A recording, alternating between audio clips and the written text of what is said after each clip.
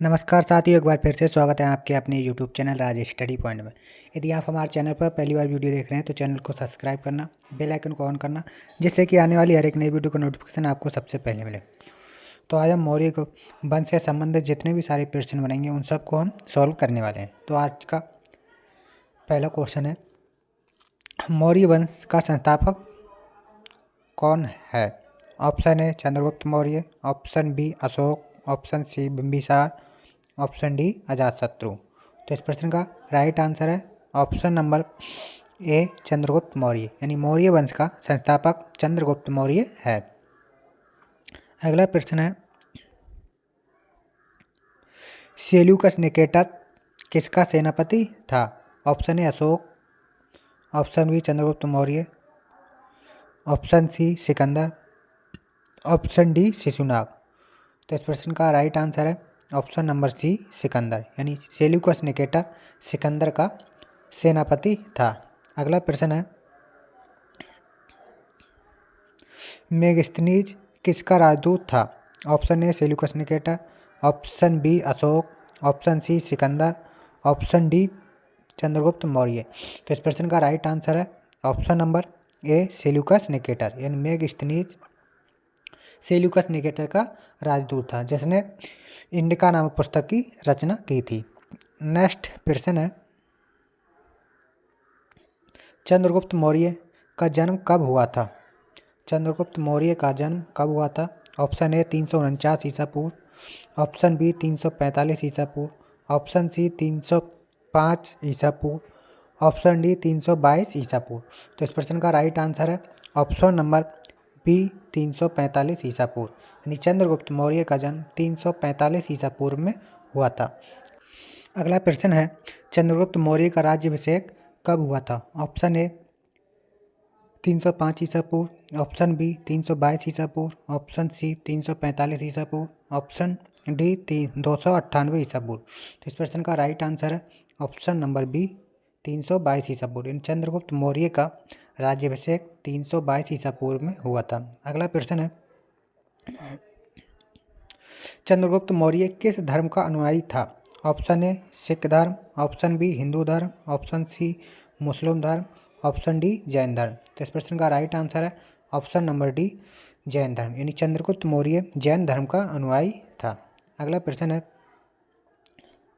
सैंडोकोट्स किसे कहते थे? अशोक को, बिंदुसार को, अजातशत्रु को, चंद्रगुप्त मौर्य को। तो इस प्रश्न का राइट आंसर है option number D Chandragupta Maurya, यानी सैंडोकोट्स चंद्रगुप्त मौर्य को कहते थे। अगला प्रश्न है, इंडिका किसकी पुस्तक है? Option A Seleucus Nicator, Megasthenes, Kalashoka, Ashok. तो इस प्रश्न का राइट आंसर है ऑप्शन नंबर बी मेगस्थनीज, इन इंडिका मेगस्थनीज की पुस्तक है। अगला प्रश्न है, कार्नेलिया किसकी पुत्री थी?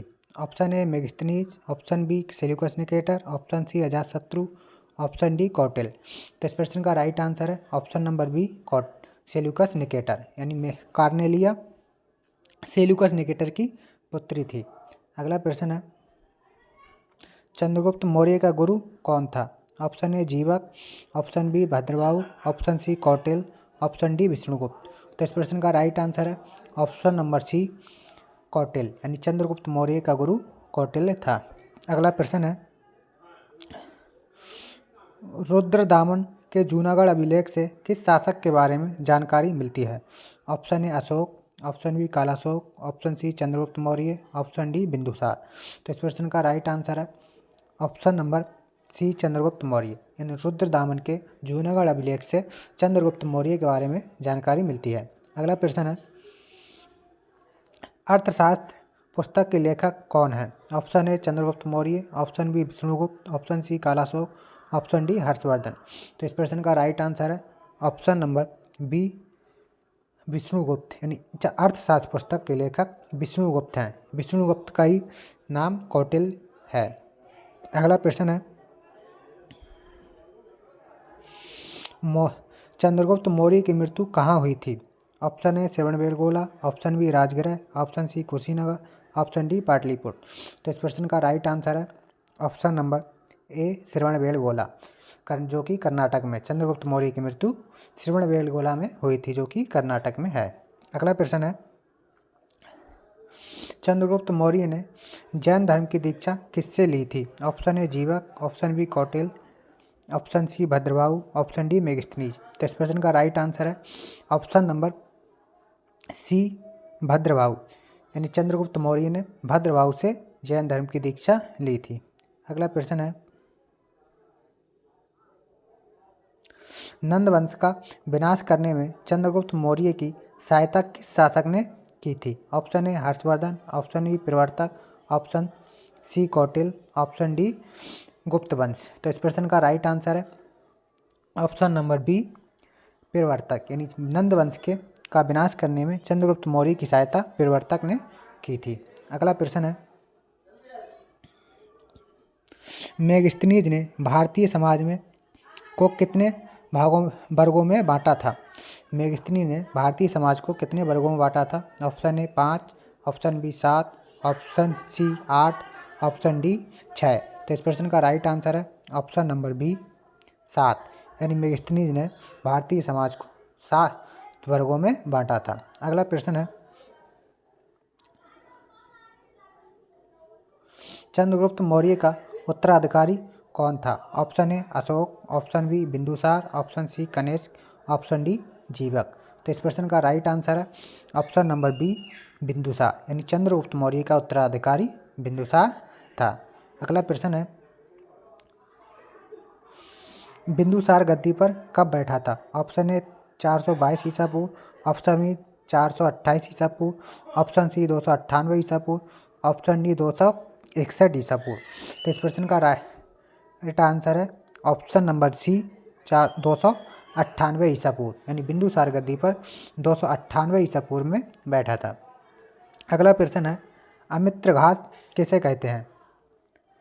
अमित्रघात किसे कहते हैं? Option A Ashoka, option B Chanakya, option C Bindusara, option D Chandragupta Maurya. तो इस प्रश्न का राइट आंसर है ऑप्शन नंबर सी बिंदुसार, यानी अमित्रघात बिंदुसार को कहते हैं। अगला प्रश्न है, आजीवक संप्रदाय का अनुयायी कौन था? Option A Ashoka, option B Chandragupta Maurya, option C Bindusara, option D Harshvardhan.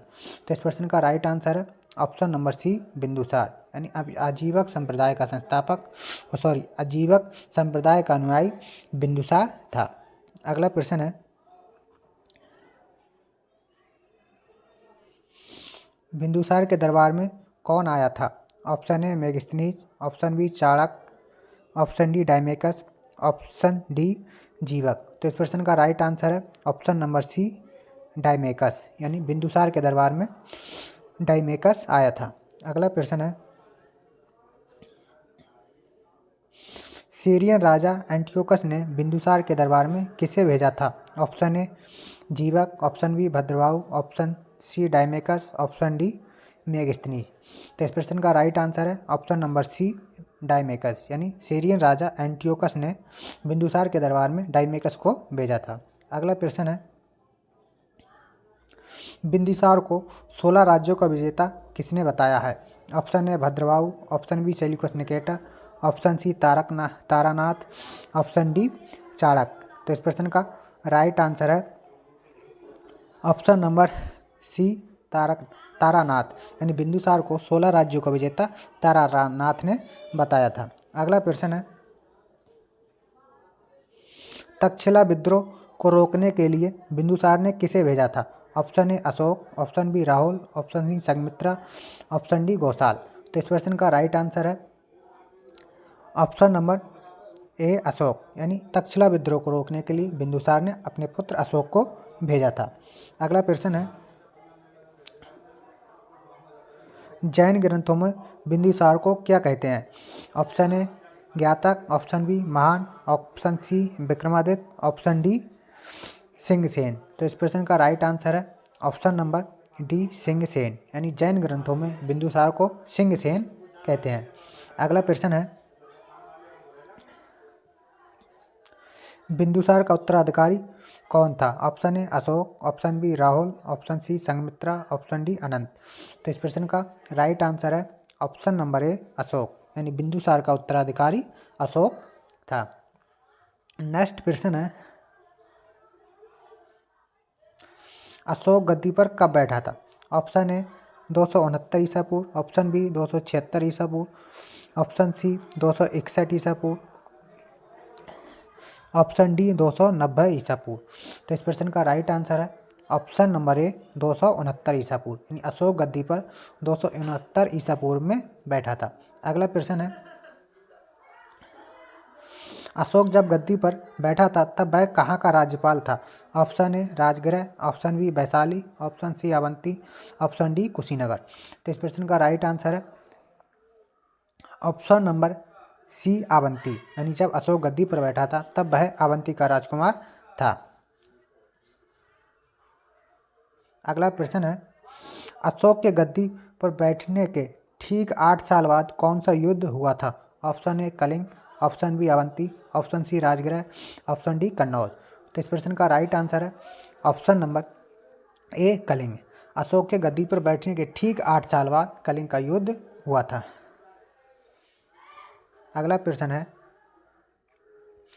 Kalinga की राजधानी थी? Option A Giribraja, option B Tosali, option C Pataliputra, option D Rajagriha. तो इस प्रश्न का राइट आंसर है ऑप्शन नंबर बी तोसाली, यानी कलिंग की राजधानी तोसाली थी। अगला प्रश्न है, उपगुप्त किसका धार्मिक गुरु था? Option A Ajatashatru, option B Bindusara, option C Ashoka, option D Chandragupta Maurya. तो इस प्रश्न का राइट आंसर है ऑप्शन नंबर ए अशोक, यानी उपगुप्त अशोक का धार्मिक गुरु था। अगला प्रश्न है,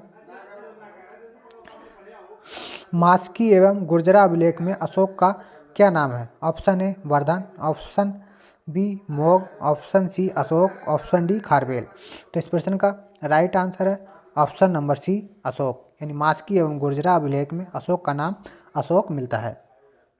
अगला प्रश्न है, अशोक की माता का नाम क्या है?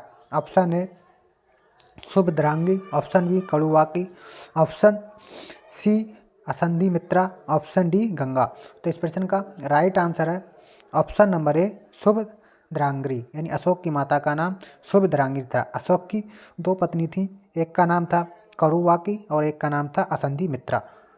नेक्स्ट प्रश्न है, अशोक ने अपने शिलालेखों में किन लिपियों का प्रयोग किया है? Option A Brahmi, option B Kharosthi, option C Greek एवं अरमेज। तो इस प्रश्न का राइट आंसर है ऑप्शन नंबर डी उपयुक्त सभी, यानी अशोक ने अपने शिलालेखों में ब्राह्मणी, खरोष्टी, ग्रीक एवं अरमेज सभी लिपियों का प्रयोग किया था। अगला प्रश्न है, कलिंग युद्ध का वर्णन अशोक के किस शिलालेख में मिलता है? ऑप्शन ए 12वें, ऑप्शन बी 13वें, ऑप्शन सी 6ठे, ऑप्शन डी 8वें। तो इस प्रश्न का राइट आंसर है ऑप्शन नंबर बी 13वें, यानी कलिंग का युद्ध का वर्णन अशोक के 13वें शिलालेख में मिलता है। अगला प्रश्न है, मौर्य वंश का अंतिम शासक कौन था? Option A Ashoka, option B Kharavela, option C Brihadratha, option D Nagadasharatha. तो इस प्रश्न का राइट आंसर है ऑप्शन नंबर सी बृहद्रथ, यानी मौर्य वंश का अंतिम शासक बृहद्रथ था।